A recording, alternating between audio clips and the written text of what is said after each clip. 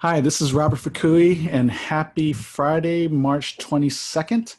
And I'm honored that your pastor, Alan Gray, has asked me to participate in the Wisdom 31 month.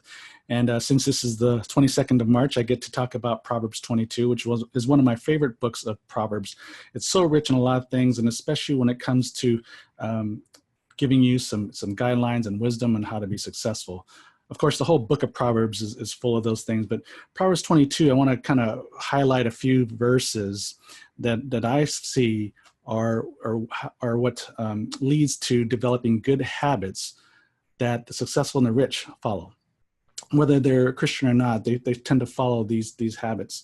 And so it's kind of broken down into four points that I see. And of course, the whole chapter is full of much more than this, but I'm going to just key in on 4 points that I want to bring out. And I really encourage you as you read Proverbs 22 to kind of dig deep, and because there's so much more than even what I'm going to share. But there's 4 points I want to bring out. That is the practice that you should build, things that you should seek, some disciplines that you should develop, and some relationships that you should build.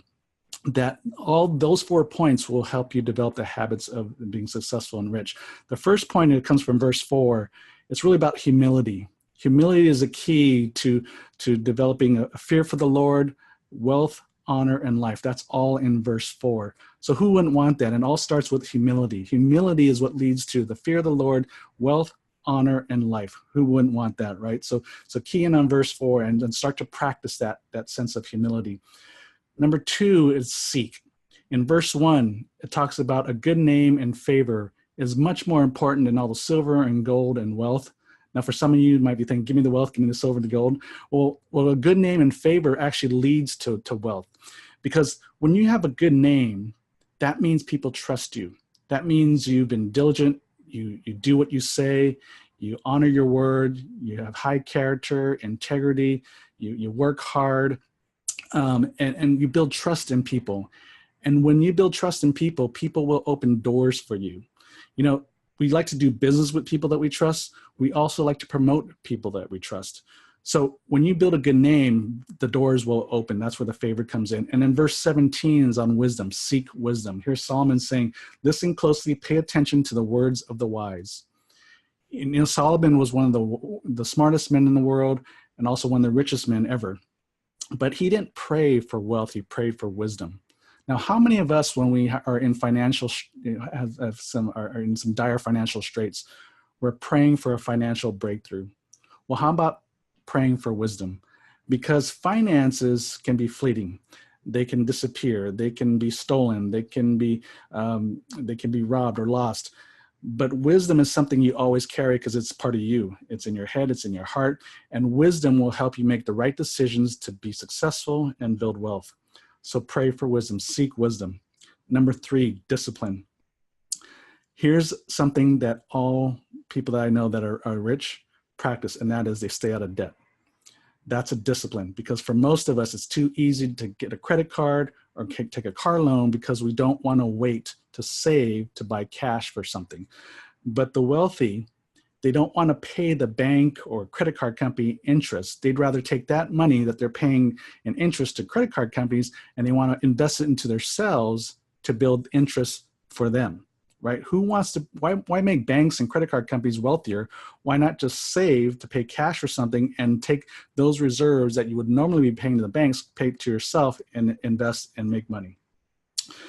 Along the same lines of staying out of debt is verse 26 and 27, where it says, don't be one of those who enter agreements who put up security for loans. That's, in other words, don't co-sign. It's amazing that the scripture talks about this. This isn't the only time in the Bible talks about don't co-sign.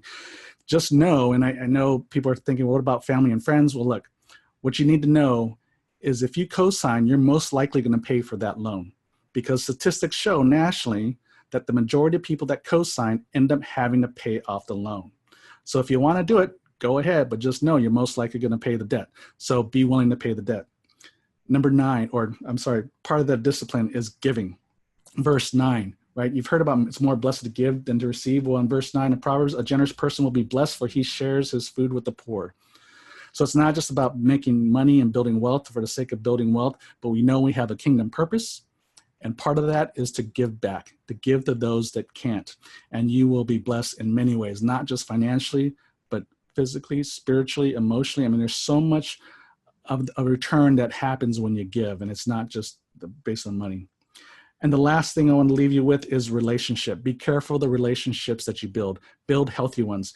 In verse 24 and 25, it warns you not to be in relationship with the angry person or the hot-tempered man, because you're going to take those, you're going to follow those bad practices. You're going to follow those bad habits. So instead of being around people and bad people and developing bad habits, why don't you hang out with good people and develop good habits? You know, the successful president, CEO, and leaders of ministries, they're not usually the smartest one of the bunch, but they're smart enough to know that they want to surround themselves with people better than themselves, because they can't do it all. So you want to surround yourself and be around people that are wealthier, people that are smarter, people that have high character, high integrity, are spiritually minded, read the word. You want to hang out with good people and develop good habits.